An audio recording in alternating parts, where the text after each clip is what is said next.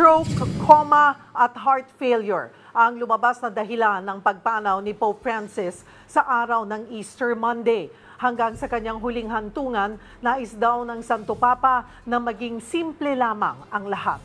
Magbabalita si Mobile Journal, Amy Atienza.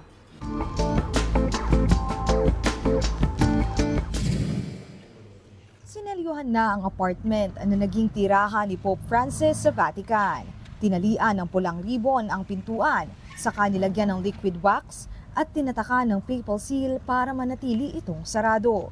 Bahagi ang tradisyong ito na tinatawag na sede vacante o vacancy matapos mamatay ang isang Santo Papa at hanggang maihalal ang susunod sa kanya. Sa paligid naman ng St. Peter's Square, nagtipon ang mga Katoliko para magdasal ng rosaryo kasunod ng pagpanaw ni Pope Francis. Base sa kanyang death certificate, nasawi ang unang Latin American leader ng simbahang Katolika dahil sa stroke, coma at irreversible heart failure.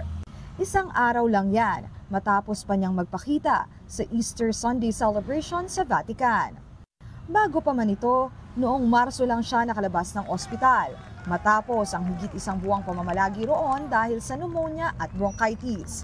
Meron din type 2 diabetes at hypertension ang 88-year-old Pope. Inilabas naman ng Vatican na Final Testament ni Pope Francis. Nakasaad na hiniling niyang mailagak ang kanyang bangkay sa Papal Basilica of St. Mary Major. Dito raw kasi siya madalas huminto para magdasal sa Immaculate Mother.